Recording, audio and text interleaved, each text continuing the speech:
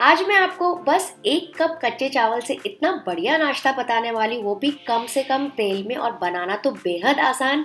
इसे आप देख के तुरंत भागेंगे किचन में बनाने के लिए। जिसके लिए बोल में मैंने यहाँ पे लिए 1 कप कच्चे चावल। तो इसको मैंने क्या किया था, 1.5-2 घंटा पहले ही भिगा दिया ताकि अच्छे से फूल जाए। तो ये अच्छे से सॉफ्ट हो गए। इसको हम ट्रांसफर कर लेंगे ब्लेंडर में।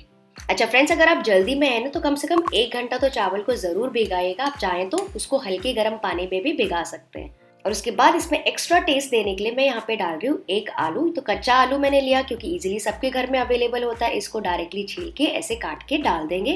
अगर आपके पास बॉयल आलू अवेलेबल है तो आप वो भी डाल सकते हैं। और इसमें बिल्कुल थोड़ा सा पानी डालेंगे, बस 2 टेबलस्पून, बहुत ज़्यादा नहीं। और इसका गाढ़ा घोल तैयार कर लेंगे। तो इसको मैं पीस लेती हूँ। ये देखिए एकदम गाढ़ा और चिकना घोल तैयार हो गया। थोड़ा सा गाढ़ा ही है। मैं आपको इसकी कंसिस्टेंसी दिखाती हूँ। बिल्कुल जैसे डोसा इडली का बैटर होता है ना, बिल्कुल वैसा ही है।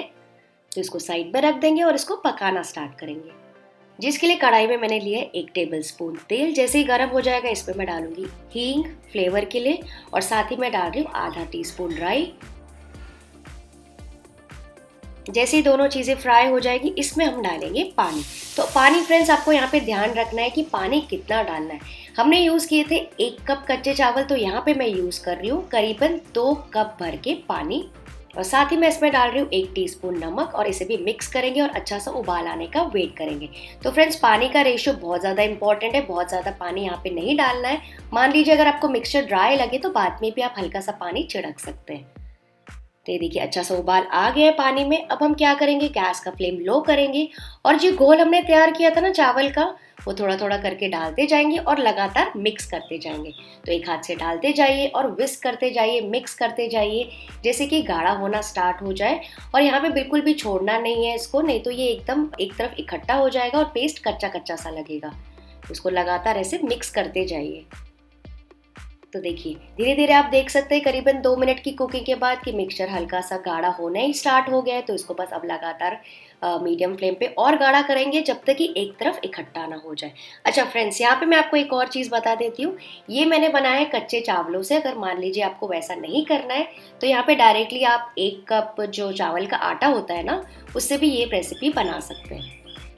तो करीबन मैंने इसको पकाया 7 से 8 मिनट के लिए। आप देख सकते हैं इन्होंने साइड्स छोड़ दिया है और एक तरफ इकट्ठा होने लगा, थोड़ा सा ड्राई ड्राई सा होने लगा है। ऐसा लग रहा है कि सेटिंग कंसिस्टेंसी पे आ गया है।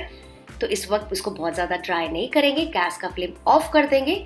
इसको ट्रांसफ़र कर लेंगे परात में और हल्का सा फैला देंगे ताकि हल्का सा ठंडा हो जाए, ताकि हम इसके बॉल्स बना सकें। तो एक्चुअली फ्रेंड्स, देखा जाए तो मैं आज बनाने वाली हूँ गोली इडली। अगर आपने इसके बारे में सुना है तो मुझे कमेंट करके ज़रूर बताइएगा।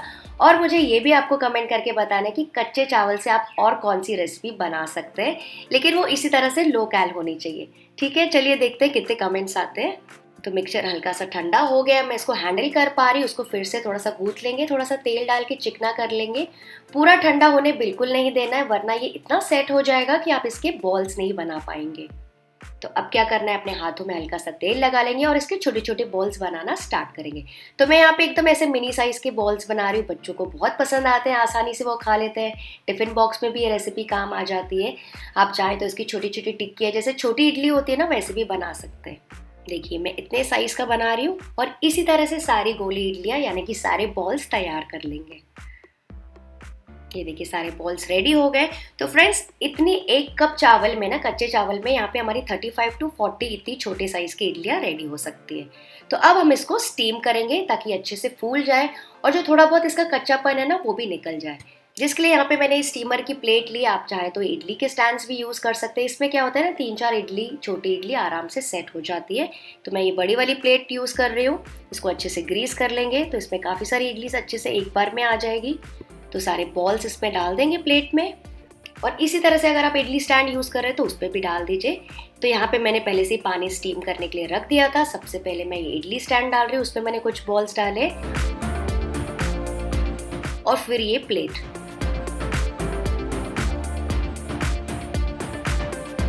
और फिर इसको ढक के पकाएंगे, स्टीम होने देंगे मीडियम हाई फ्लेम पे। फ्रेंड्स, ध्यान रखना है मीडियम हाई फ्लेम पे इसको पकाना है करीबन 12 मिनट के लिए। बहुत ज़्यादा नहीं पकाना है और उससे कम भी नहीं पकाना है। तो करीबन 12 मिनट हो गए, मैंने आपको लिड हटा के चेक कराती हूँ। ये देखिए काफ़ी अच्छे फ्लफी हो गए, आपको देख के ही पता चल गया है, फूल गया है, अपने साइज से डबल हो गए। तो फ्रेंड्स जब आप इसको हिलाएंगे ना तो ये अच्छे से निकल रहे हैं, चिपके हुए नहीं है, क्योंकि हमने नीचे से इसको ग्रीस भी किया था। तो अब इसको निकाल देंगे, इसको हल्का सा ठंडा होने देंगे और फिर इसको ऐसे सेपरेट कर लीजिए आप नीचे से, क्योंकि हम आगे इसको लगाने वाले बढ़िया सा तड़का, जिसकी वजह से जो इसका टेस्ट का लेवल है ना, इस पे 4 चांद लग जाएंगे। तो नेक्स्ट हम फिर से लेंगे कढ़ाई, यहाँ पे हम यूज़ करेंगे बस 2 टीस्पून घी या फिर तेल।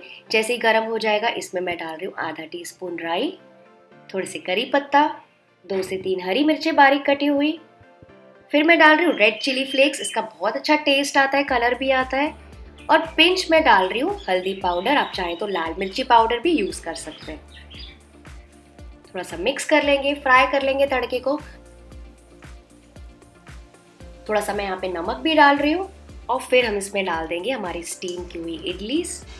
सुपर, बस अब करना क्या है, इसको टॉस करना है बस 1 से 2 मिनट के लिए। इसको बहुत ज़्यादा कुक तो करना ही नहीं है क्योंकि तो सारी पकी हुई हैं।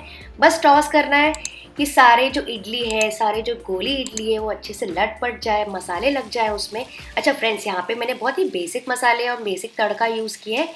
आप चाहें तो यहाँ पे आप गरम मसाला डाल सकते हैं, पाव भाजी मसाला डाल सकते हैं, बिरयानी मसाला भी डाल सकते हैं, वो आपके ऊपर है, आपको कैसा इसको टेस्टी और बनाना है। लास्ट में मैं इसमें एक्स्ट्रा क्रंच और फ्लेवर के लिए यहाँ पे डाल रही हूँ थोड़े से रोस्टेड तिल।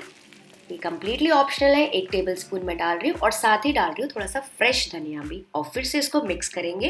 तो बस ये मज़ेदार सुपर स्पॉन्जी गोली इडली तैयार हो गई। आप चाहें तो यहाँ पे थोड़ा सा लेमन जूस डाल दीजिए, नहीं है तो आप आमचूर का पाउडर भी डाल सकते हैं। देख के कितना मज़ा आ रहा है, इसको बनाने में भी बहुत मज़ा आया फ्रेंड्स। आप देख सकते हैं कितनी सुंदर रेसिपी बनी है। इसको आप इंजॉय कर सकते हैं चटनी या फिर केचप के साथ। मैं आपको एक बॉल दिखाती हूँ, एक गोली इडली दिखाती हूँ।